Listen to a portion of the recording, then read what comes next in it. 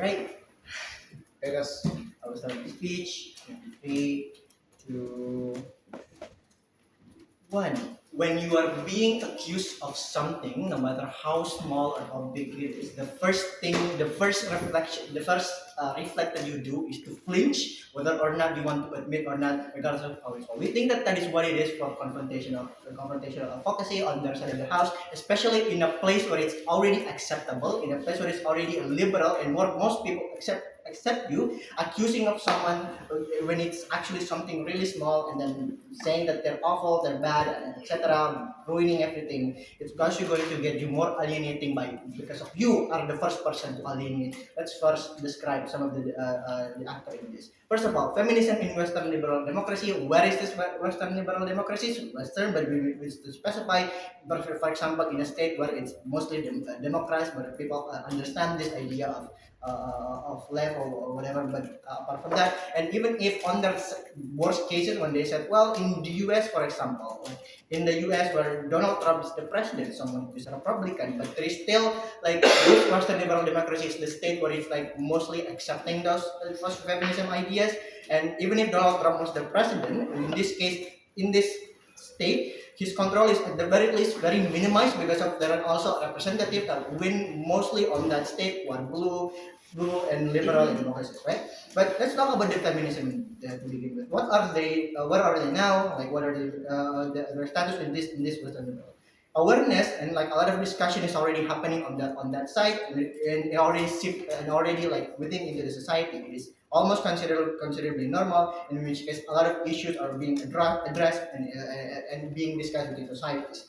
They are, however, in social hierarchy, they are not considered bad and awful. That feminism is somewhat acceptable, but however, there is still a fight. There is still more to fight within, in their advocacies to begin with. But let's talk about the mechanism and the reconciliatory, right? What is the reconciliatory? The reconciliatory is less harsh.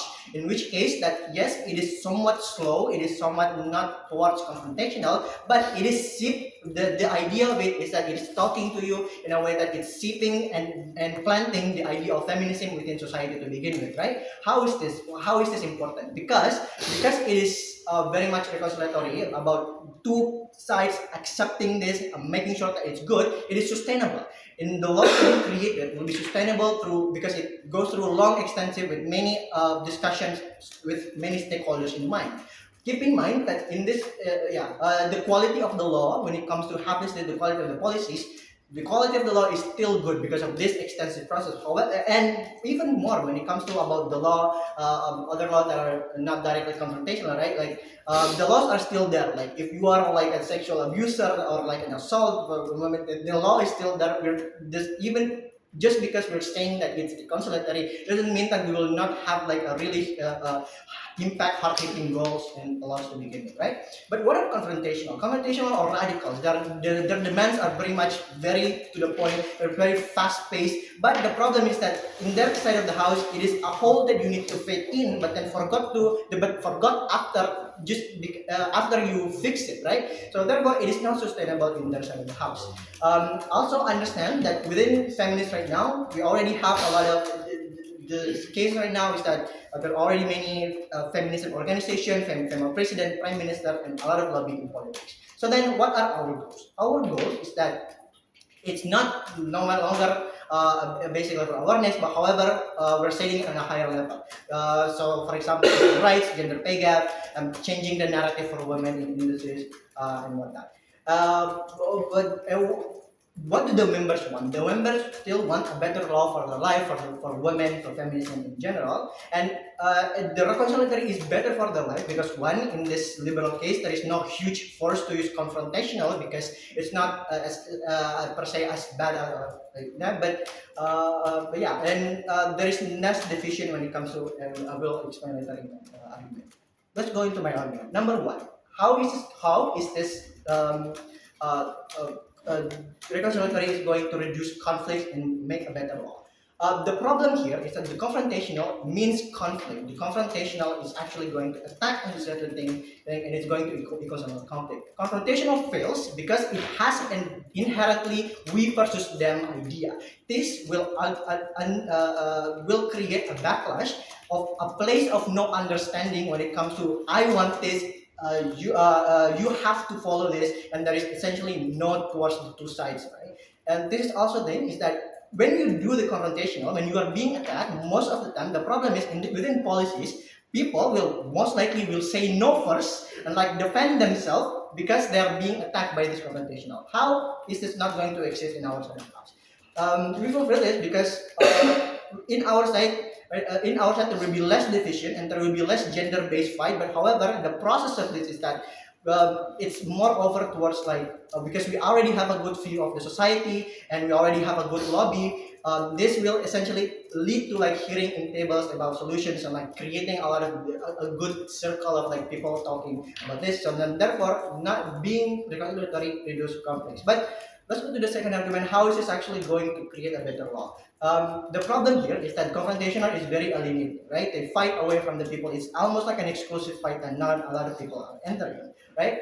Comparative to our team, we still want the fight to continue. We still have some fight to do. We still have some impact to get. However, the process in our side is that we're not just about talking about women. The idea is that the injustice that women face, although that the impact still applies to women, and the idea of it is still basically about women to begin with, but the impact and the advocacy and the approach apply to all the masses. It's like saying if you know if we put more women in the industry, if we put more women in the job, despite not to even if it's like not too confrontation, like not too much or whatever, like 50%, we have to make 50%. But the idea of the advocacy of being, if you put women in your company, for example, the men will also like the company in general will also like benefit from them. So therefore, this eliminate the we versus them, creating a better life, right? Because of why? Because the outcome is that people will most likely to listen more because it also includes them.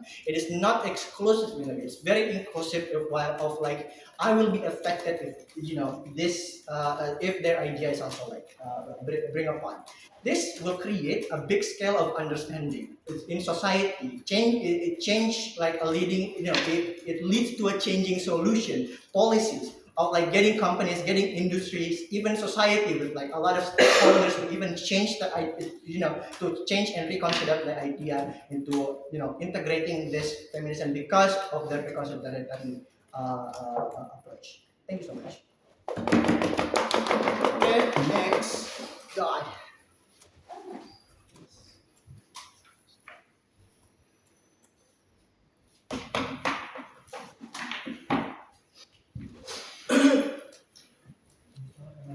Starting with question 3. What exactly do we want on the government house? In the face of systematic and historical oppression, it is easy to determine what feminism deserves. We do not want to ask for incremental and slow-burn changes. We will push for a moral legal punishment for brands or individuals that misrepresent or deny women's suffering through the existence of cancel culture.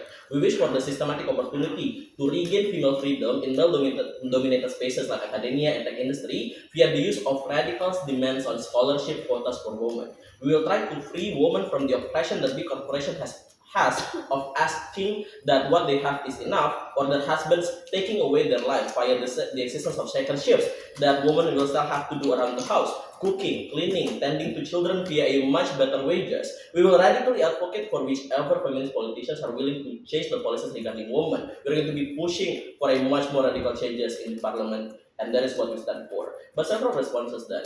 First of all, I would like to tackle the idea that women are already represented by the laws that has been presented by Asia. Why it is still going to be bad on our side. They do not want confrontation, right, under their side of the house. What they want for is reconciliation between man and woman. In most instances, in their side of the house, when reconciliation is going to be normalized and going to be the modus operandi for this feminist movement, there's going to be a push from the internals of feminism talking points to actually normalize out of court settlements. For HRD to be stepping up the problems instead of a push to fight the person responsible or to cancel them on mass media. We think that exactly the talking points that they are trying to reconciliate women and men, that at the end of the day, the existence of woman suffering is going to be neutered on the other side. But second of all, the talking points about inclusivity. Notice that they said that reconciliation is going to be inclusive, that is able to pull in every single person that's responsible for any sort of changes. Notice that it is not always going to be exclusive. The idea of reconciliation and the idea that you're going to be making changes from the internal of the lawmaking system, from the internal of the parliament system, that definitely means that you're going to be excluding people who does not have access or academic access to actually understand what you're trying to do. But under our side of the house, right, it's going to be much better because when you're trying to be confrontational, most likely in the process you're going to be dramatic. You're going to be tapping into the biological incentive for a person to understand the suffering of other human beings. For example, we are going to make people sad for the woman that exists in the status quo, and we think that is going to be a much more inclusive stance that they can take. But when the principle is going to be justified, the extension of trying to be confrontational. Notice that the debate is not just about the results of how many changes that we can make, but also in the places, for example, where conservatives rule, the women that exist in that household or those regions are going to require support, because in most cases they're going to be pessimistic about their lives. They're going to be pessimistic about the policy changes on the right-wing populist government, that this allows them the control over their own body and the abortion that they can actually have. Therefore, in the radical changes, the idea that women are protecting them by going to the streets at the very least shows these women who exist in this very conservative and oppressive rule that they are at the very least being supported by a fellow woman. When a fellow woman get down on the street and try to fight for their own rights. But even if awareness exists, right, why being confrontational is going to be the only way that to get what the feminist wants. In this, I'm going to try to explain the entire political process of how we are going to be able to make changes, right? But one, notice that Asia explained to you about the context of liberal democracies. Currently, there is right-wing movement with the rise of Trump, with the rise of Nancy Pelosi, and other politicians. Notice that at the end of the day, the feminist movement, exactly because the rise of this right-wing populist movement in the liberal democracies, in the Western liberal democracies, that exactly pushes for a much more confrontational action against women or every single leftist movement, for example. At the end of the day, the feminist movement are going to require the ability to be confrontational against these people. Because, for example, at the very least, right, comparatively to just trying to be logical against the issues and the oppressors who are going to be aggressive, for example, like calling women illogical actors, downplaying and denying the existence of women suffering, blaming women for every suffering that they have been receiving, we're going to try to tackle those issues at the end of the day. We're going to try to enforce the idea that women has been suffering historically. We're going to be trying to dramatize the suffering that women has been feeling. So at the end of the day, we're going to be able to actually talk the politicians out of these issues. Or at the very least, we're going to try to incentivize any other voters who might actually be able to help us.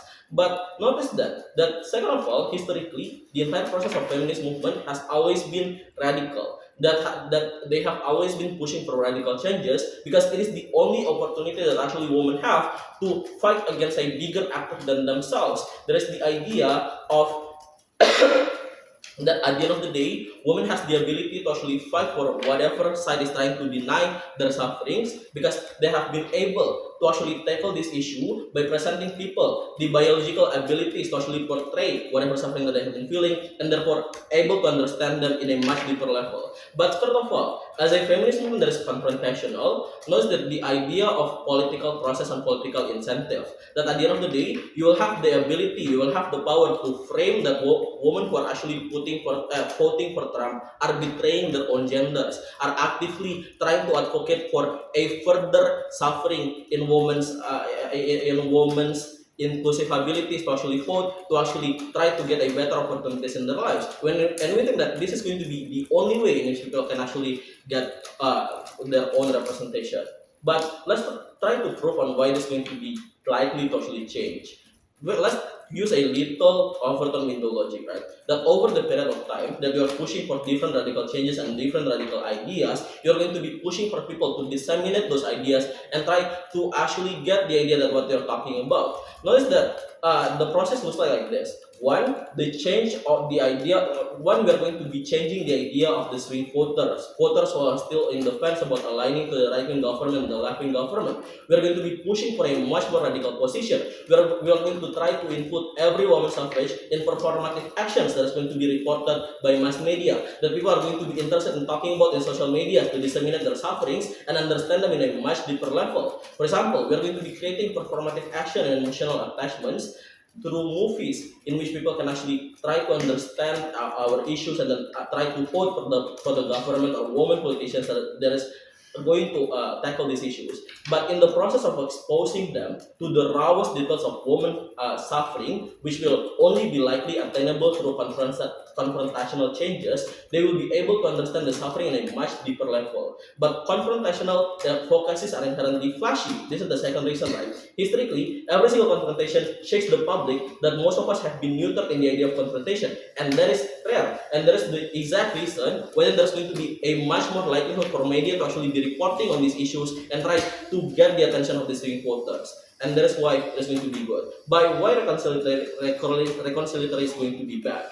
One, notice that the international internalization of feminist movement, that everything is already enough, that woman has been neutered in the idea of actually seeking for changes and opposing the public policies, and that's why we're actually proud to present.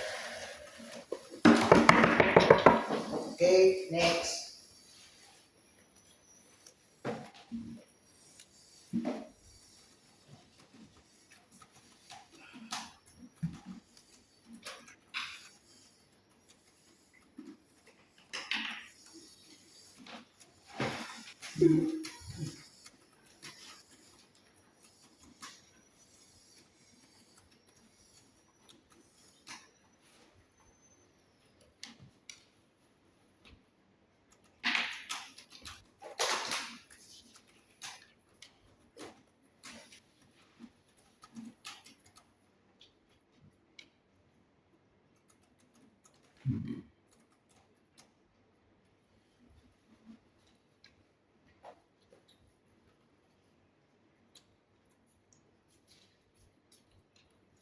Start my speech in three, two, one.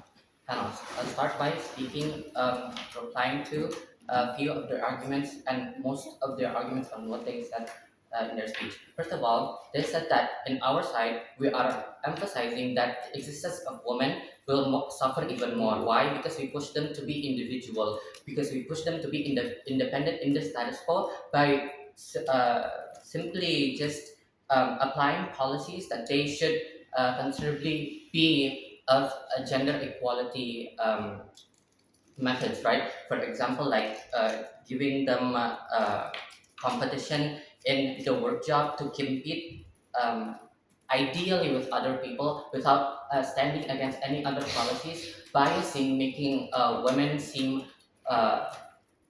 women by making quotas for women, for example. Now, this is simply not true. Why?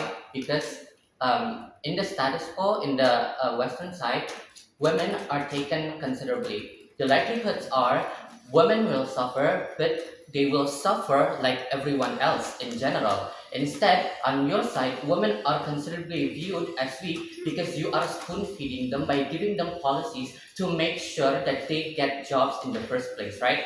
Or like to give them more choices in which they are up to um, then on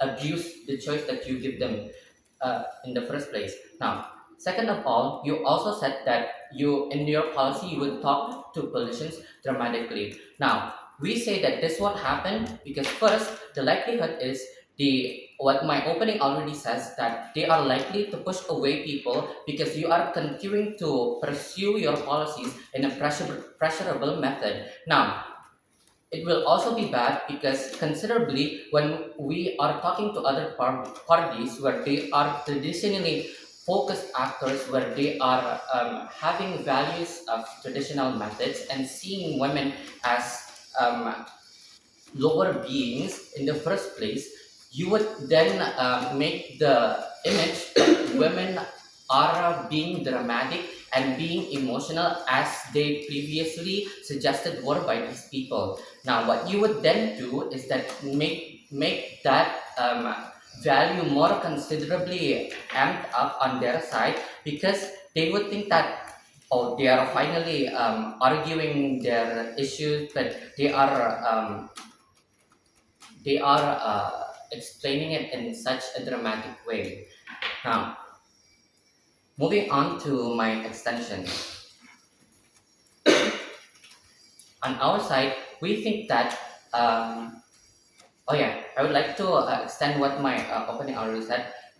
My opening said that we already have places, women already have places in STEM, being CEOs and being ministers. That means that we have already established the goal to gain gender equality in the field. Therefore, being confrontational is not quite literally necessary. Now, moving on, why we think that on our side the political agenda is better. Now, what do we mean by this? Reconciliating would mean that we are open to discussion and to other people, right? Now, as per explained by my first speaker. Now, what's the benefit that we would have if we portray the image that we are open to discussion is that first, our policies are likely to be accepted in society because there is also recognition from other parties when we are openly convening with them through our policies as well. Secondly, people are more accepted because we are more constructive focused, making any of our agenda is of public majority agreement. Now, what are then the outcomes of this? Firstly, we gain trust from other parties, meaning that when we make policies, it is likely to be accepted by other parties, right? Now, secondly, what that does is that more change will happen since more policies are being accepted, making that in our side changes are more prominent and more amped up than on your side speaks. Now, let's weigh what we have in so far. Firstly, is that opposition is more aggressive, meaning that they conceive the impression that we are pushing and trying to be supremacist and radical, as per the first speaker of their opposition. Meaning that people are unlikely to accept a policy when it comes because it is deemed as violent, aggressive, and uh, and just pushing other people in general has the capability to make people assume that you are trying to fight or you are trying to make an argument. Now, that is why when the likelihood on their side is that people won't accept their policies, therefore changes on their side will stand. Now, secondly, what also happens when you're viewed as from premises, it will backfire to women in general. They will experience more discriminations, more discriminations will experience on their side. Why?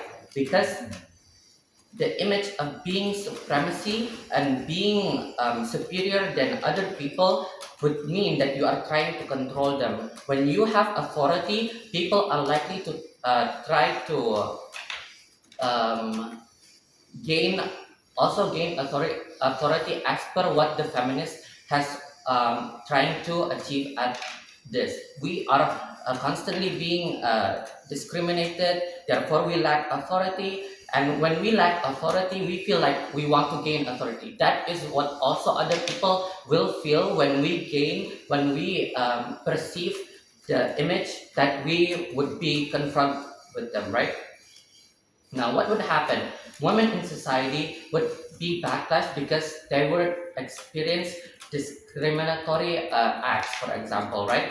Making us setting back a few decades back because they are trying to force the narrative that we have to be more radical, for example. Now, for all those reasons, we are very proud to oppose. Okay, next. Do you like to want any more?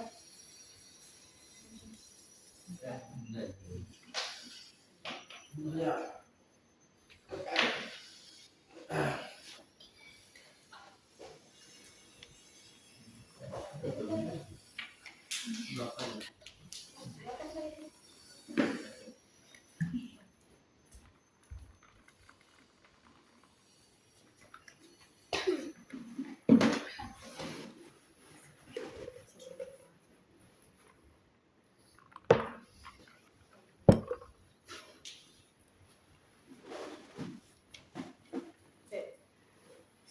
speech in 3, 2, 1.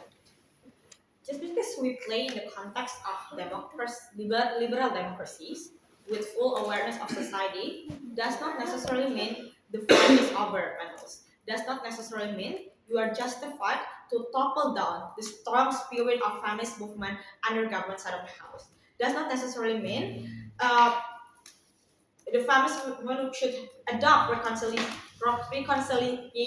and the softest approach, because we say it's not enough to pursue the full interest of feminists by using that kind of approach, since that kind of approach will give you the nuance of last urgency agenda of feminist movement. Exactly, the burden of government is to explain to you and explain to us why then, if you are being nice to men, if you are being softer to men, to the policymaker that dominate in that kind of context, the men are likely to listen, the policy are likely to change us.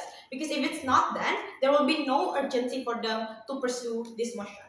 We say what's bad in government side of the house, it's very easy for the feminist movement to spread the nuance that women have gained almost everything by them, by the action of like reconciliation. Under government side of the house, you literally show the world that the urgency woman is no longer there. You try to take a baby step while each day women are suffer, and this is something that will slower like the progress. At best, what happened in government side through reconciliation is a very bare minimum policy that they want to achieve. Like it is something that already happened in the status quo. You try to give a validation to men panels that we have given enough in the status quo, and we need to just be grateful by all of the process of progress. We said it is something that not a role of feminists to pursue. We don't want that, because as a feminist, we have the exclusive role that we should that we should do under our side. We are the only actor that this is the urgency. We are the only actor who are responsible to protect the full interest of women, the radical one that no one can able to cater. This is the only accommodation, and the only way to do that is by confrontational and push for more and more. Like when government work feels satisfied with only 20% of quota, we say we want dominant radical demand of increasing quota and corporation, because this is something that that as a feminist we only understand, and this is why we are the one actor that they rely on, right? But when women face the struggle with sexual assault, we don't want just to reconcile and be nice to just do a bare minimum to punish the perpetrator under our side of the house. What we want is that the perpetrator should be cancelled forever, should be demonized to give a precedence that A, feminists gains all the action strongly and explicitly, and B, feminists be able to legitimize the feeling and the anger of women suffering. This is something that exclusive under our side when you show explicitly, confrontatively to the world, not hiding behind the negotiable like mask that the process, like they say. Moving to response then. Notice that what Kasha and Taufik taught you about their goal is that they want to increase the level of agenda. But look at the process that they give to you, panelists. First, they want to be more negotiable to the policymaker. Second, they will not blame the man. They want not be that excessive to asking that in order to not get hate, in order to not get like backlash. This is something that very pity, because it is a soft way for like feminists, right? But under that logic, what happened under their side of the house? I'm going to kill all the process that they give to you. The feminists will definitely lose their bargaining power by always bound to the man interest, because like they don't want to get hate, so they will always follow the interest of men at best under their side of the house. This is so to say, most of the time, if the discussion in that process of negotiation, when they get like backlash, they will always like tend to okay with all of the men agenda. If men say okay, we give you only 20%, they will say it's fine. If corporations say that it's enough for you to give like bare minimum wages, you will just say fine, because it's gonna they won't get hate, right? What conclusion that I give you in this response? First, at worst, all agenda of feminists that cater to the most vulnerable actor, such as they want to like protect the protect of the victim of sexual assault. They want to like increasing the significant amount of like quota. It will get hijacked by the man and will get lesser and lesser. This is why the argument coming from Kak Hafiz talking about like overture window and gradual process of us is more important, because this is exactly the only way for us to like gaining a process on our side. But secondly, at best, if even if like at best case scenario, they success to like not get hit or anything, we say that it will just like slow down the process, while we say the agenda of us is just so much and we just need to kind of one by one, and we need like a very instant time in here, right? That's why even at best case scenario, if you want to like buy the analysis that you don't get conflict, yeah, you will lose the bargaining power and you will lose like the significancy, the pace of this feminist. That's why under this logic we will already win. But here's the thing: the context of liberal world panels, the benefit of awareness that they contextualize you at the first page of at their first page, is something that you need to utilize to pursue more. I don't understand if the logic that we already get like the privilege that people already understand the situation of us. Why then we should like topple down this urgency? Exactly. If we can get a lot of support by the politician, if we get a lot of support by the corporation, if we get a lot of support by the social discourse that already support to us, exactly this is the momentum to pursue more and more agenda. So if you want to like increase the level of agenda that families should fulfill, then you should support to us. And okay, second of all, I think I'm going to like give you the contextualization of why in individual level Western agenda, in individual level Western liberal community should do confrontation instead of like reconciliation. First, we admit that the status quo given by the government is true. The public awareness already exists. Politicians already like support to us. But here's the thing: the characteristic of women in Western liberal agenda is that first um, they still need a lot of validation the moment they are faced like the sexual assault case, for example. And second of all, and if you're trying to like lessen the urgency to like reconciliate everything with giving the softer approach, you're going to close the possibility of this social discourse to give a legitimation of validation towards this woman, because exactly this is something that's very important to pursue, because we already characterized to you, even though even though this society is already progressive enough, the woman is still pessimistic, and the only way to like protect them is to give a legitimate feeling and giving them a significant support by giving like a room of them to freely do this. Under that reason, we already like kill off their case. We already give you like several reasons why confrontation is a win. Proud to propose. Okay, next. Yes.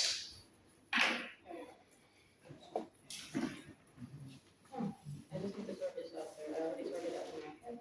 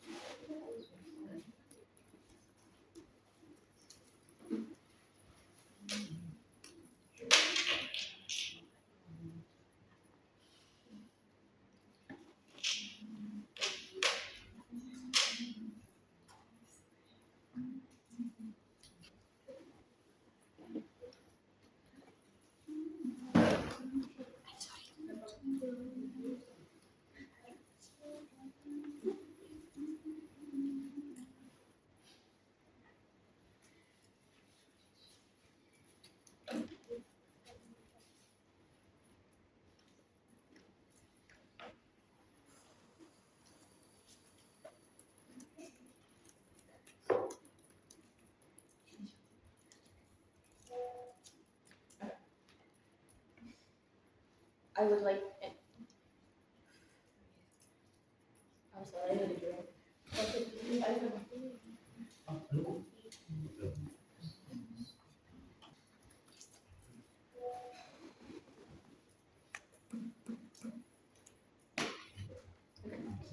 I would like to begin my speech in 3, 2, 1. Panels, notice how the opposition team never specified what kind of specific goal they want for the future. They keep claiming that they want to keep fighting, but then they never specify what they're trying to fight for. Even if you already fight for women, even if you already fight for the equality of gender, what is the end goal that they actually want? Do they want to keep fighting forever, continuing the discourse between men and women and creating a divide between society and humanity? I believe that's the world that the opposition in side of the team is trying to create, is trying to picture and trying to actually argue for, and trying to defend. Now, they're trying to promote the bad side of feminism, which is misandering. Now, onto my rebuttals. First they claim about the historical confrontation. The first speaker has said that historically confrontation works in feminism, but that's the past where feminism is not unheard, where feminism is not seen, where awareness is not achievable. But we are in the present now. We are still fighting, but we need a different kind of fight. We need a fight for actual gender equality, where everyone is heard, where everyone is heard, where women are actually accepted onto the table and not seen as overly aggressive and overly emotional. They also said that we are going to say okay to the bare minimum. No, on our side, we're actually advocating for open discussion. We're not saying okay to the bare minimum, like a minimum quota of 10%, a minimum this, a minimum that. No, we're going to open discussions where things are actually rational, where things are not overly antagonistic to the other sides, where we actually where we can actually find an agreement on the same table, and we can actually find peace instead of continuously fighting with no end in sight. They say that we topple down the urgency, while what we're trying to do is actually trying to gain another benefit other than just fighting over again. We're still encouraging the urgency, but we're still fighting for urgency, but we're trying to find a different way to show this urgency, because we notice that we have hit a brink of this confrontational type of feminism movement in the status quo. They also mentioned about Trumps of politics and swing voters. Our side is actually more beneficial in this, because if we are overly confrontational and on our agendas and ideas of feminism, the swing voters won't actually hear us. They won't actually, feminism won't actually be heard. Why? Because it's seen as too aggressive. It will actually feed into the narrative that women are too emotional, that they can't think rationally, that all they can do is bark and no bite. But if we actually open a door for reconciliation, an open door for discussion, it will actually show that women are not just bark no bite. It will actually show that women can actually think, that they can actually have a positive change, that they're not too aggressive. Even the other women will actually support this, because it won't be seen as problematic. It actually, our side, reconciliation, actually advocates for everyone, actual true gender equality, that what feminism actually want in the first place. We don't need awareness anymore. We don't need to fight awareness anymore. People already know what feminism is. What we're trying to fight is for gender equality. Onto the waiting and the clashes that has been seen today. The first clash that has happened is that the opposition is trying to fight that their methods are more active, more effective, and our side is way too passive. But our side is ineffective and too passive. But my side has already argued on the efficiency on our side, on why and the harms on their side, on why confrontation can cause alienating, and why our side is actually more effective, because it actually opens discussion. It actually, which can lead to policies. My second speaker has explained why open discussion can lead to policies be more likely to be implemented. implemented, and people will be more receptive, and constructivism and actually be implemented and make more change, more positive change toward women, and there won't be any backlash. The fight don't need to continue because we can actually, because peace is actually in sight.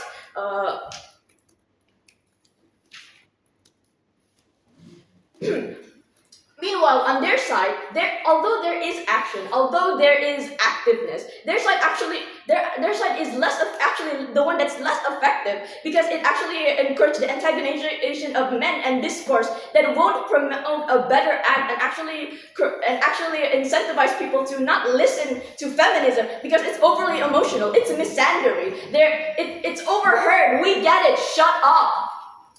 That's the type of mindset that people are starting to create now, because they are bored of the overly confrontational movement that the feminism is promoting. Meanwhile, on our side, we fix this because we incentivize understanding, we incentivize reconciliation. We're bringing something new to the table and actually showing to people that, hey, feminism is not men evil, women bad. It's showing that, hey, women can be equal to men. We don't have to fight. There's an understanding that can actually happen. And there is a positive that we can gain from this. We actually have shown what the end goal that we want. And meanwhile, on their side, they just want to continuously fight. They just want to continuously fight for a so-called urgency, even though we agree that there is an urgency. But the way they try to fight for this urgency is overly destructive and does not bring any constructive and actually help the feminism movement. Now, my second class is actual gender equality. My side of the team has continuously explained why this is actually beneficial for the feminism movement. Open discussion, an open narrative, less aggressive, less backlash, actual change that will actually happen. Whether it's in politics, whether it's in the swing voters, whether it's in homes, in medias, and discussions, and etc., etc. Meanwhile, on their side,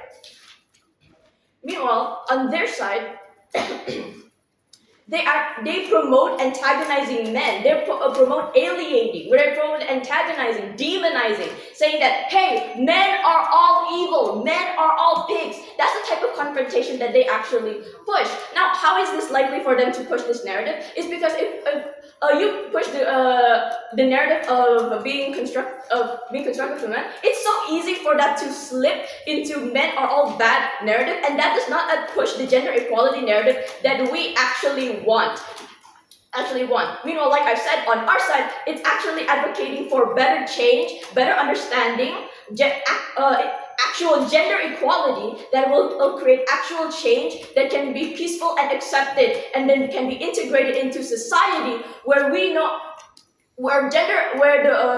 goal of feminism, of gender equality, can actually finally be realized. That is all I would like to say. So proud to propose. Okay, let's finish.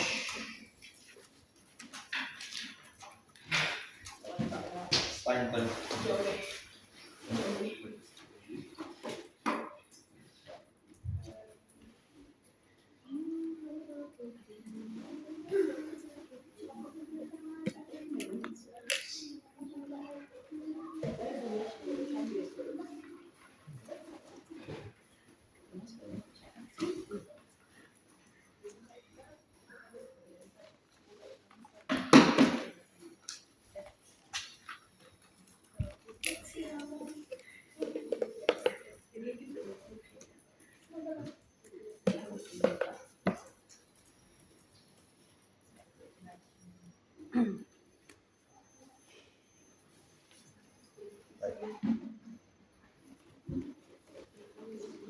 Some question, 3, 2, 1.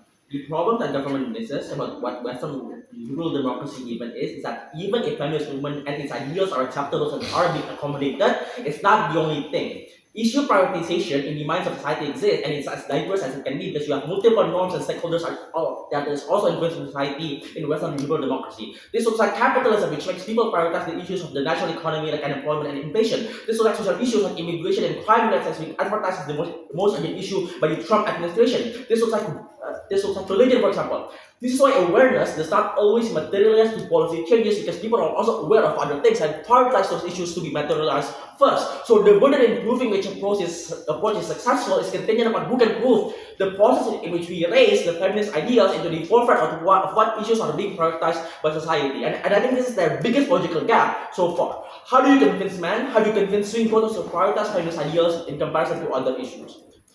But beyond that, I don't think this debate is going to be won only on the premise of utility consideration, but even more so on the principle that Arifa tells you. There's an urgent principal responsibility for the movement to be as confrontational as possible, because even at best, policy changes might happen almost symmetric on both sides of the house. Policy changes on both are marginal because are marginal because the bargaining position within the open discussion that they so prioritize is likely to be negative to your own consideration. Because here's the thing, even if you advocate for 50% quota, but because conservative people know that you are okay with 10%, you are probably going to lose position and standing, and so far where you are going to dilute your own position and policy changes. So even more so, I think the harm that exists in terms of the house, even if policy things happen, is the principal consideration that is missing. That is that in terms of the house, there's a huge betrayal towards women where they need in times where they need the feminist movement the most. This is the contextualization that my LO tells you. Kafis, Western Liberal Democracy exists in a post-election where the feminist movement and women within them have to live in a right-wing populist government that agree with this. That is not just pushing for more conservative policies, but more importantly, actively seeking to roll back the policy progress that government agree exists. This was like Trump overturning the Roe v. Wade. So the principle is important because regardless of outcome and capacity for the feminist movement to reinstall things like Roe v. Wade, the effort to do so is principally just, and you can only do it on our side through confrontation because policy is unlikely to be diluted because your bargaining position is much higher, but more so on the media narratives and talking points that is much more radical is principally just. But because the legitimization of feelings of women that is being betrayed, that is being disappointed by the results, means that on our side of the house, even if outcomes is symmetric, we still win on principle. What's the clash then on the practicality side? Which side means much more policy changes? That's what I think that's kind of a great opponent within the debate. The condition that is important, because I think government kind of just say that policy that is radical is something they want to advocate as well, but they want open discussion. That is contradictory because if in their side of the house they advocate for unconditional abortion, religious folks in Alabama would not discuss with you at all. So what happens in their side of the house is that you don't have discussion, because to have a discussion prerequisite is you need to have sort of marginal mediocre policy first. So get that out of the window within the debate. So the condition that is important within us that we frame to you is first, this looks like unconditional right towards abortion. Second, zero tolerance on things like sexual discrimination. Much more qualitative quota towards corporate management insofar where CEO and CFO of S&P 500 are now women instead of just the secretary of them. Or things like academic quotas are much more likely to be much more quantitative of women as well. The problem is, this is not covered in the rest of the house. 4 reasons, and I'm going to flip all of them. It's quite unclear why on Gov, suddenly men or swing voters are going to suddenly be nice to you and support the radical public changes that you want beyond what already exists. Because I don't understand why suddenly religious people are going to support you with abortion when you no longer advocate the hell out of it. I want to flip this. The most likely internalization to your approach is that the feminists has finally cured themselves and tell you that you should be happy with the progress that already exists. It's good enough that there are only 20% quota in corporate management, 20% quota on things like Congress committee, for example, on abortion only when you get raped. Women should be happy about that those things already exist. I would argue that on their side of the house, the likelihood of the progress that already exists right now being rolled back because your bargaining position on maintaining the progress that already exists no longer as strong as possible. Second, a lot of talking points within media and public discourse that we are heavily reliant on for the sake of convincing swing voters that the issue is urgent and therefore you should support them no longer exist or get buried and co-opted by the conservative parties, and we already have this. Therefore, women and swing voters should vote for us. This looks like Trump saying that women is the most important thing for the Republican Party. See, Roe v. Wade still exists. See, women can get jobs, for example. So on the long term, I would argue that on your side of the house, swing vote principally A, you help them avoid accountability for all the problems that they make. But practically, you help them increase for the turnout for them on the long run, because the credit for the progress of the feminist rights right now goes to conservative parties. Third, the intensity of feminist movement in the process of its advocacy gets actively diminished on top, because you are going to have less people protesting or donating to feminist campaign. As simple as people no longer see the urgency of it, because there are other issues that is more urgent. But more so on that, you are unlikely to galvanize women themselves to go to things like sit-in, to go to things like protest on the street, because they feel like that the feminist movement no longer represent that issue. Fourth, even at best, you are going to have open discussion. You are likely to dilute the change that you can emerge, because you lose bargaining position within that discussion when you declare your position is very flexible. How do we solve this on our side of the house when we are more confrontational? First, but let it get out of the way first. It is symmetric that we are not going to convince Sigma Alpha male guys from New York who watch Andrew Tate for podcasts. It is symmetric that they are going to discriminate you and harass women, because alpha male narrative building is independent away from the approach that the feminist is taking. I would argue that the narratives that are much more confrontational is just in order to counteract all of those things, because in the other of the house, those things get prioritized into the media because there's no competition of the narrative. What we frame to as important is the long game 4 years from now, we are likely to win elections, which is the prerequisite of policy changes, because Trump are not going to run anymore. First, we are more likely to convince swing voters because media narratives exist and over the media get shift. Second, you have a much more feminist movement because you build incentive for women to be more active in the movement. What time is it? Okay. So you.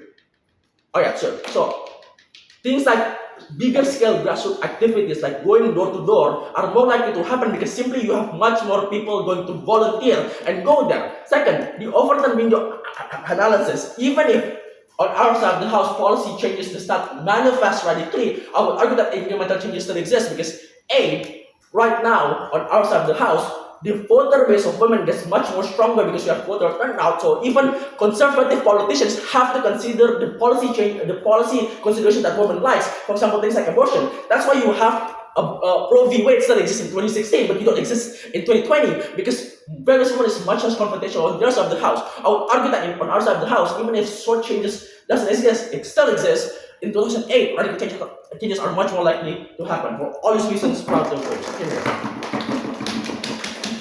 Okay.